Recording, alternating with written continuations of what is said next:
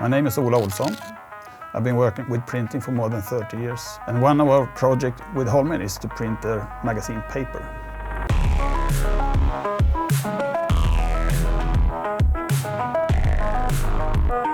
The first and last spread of the magazine is very important because it's also the first and last impression.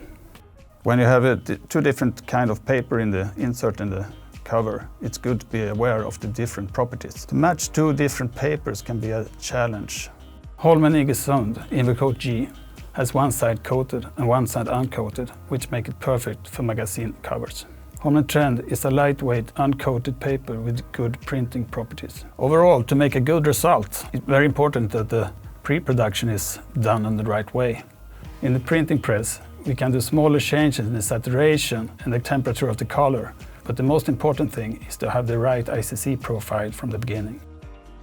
We start to print the insert, the warmer paper, and then we print the cover and adjust it to the warmer paper.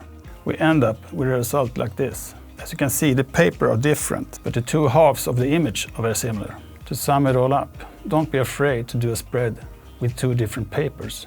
Just use the right settings.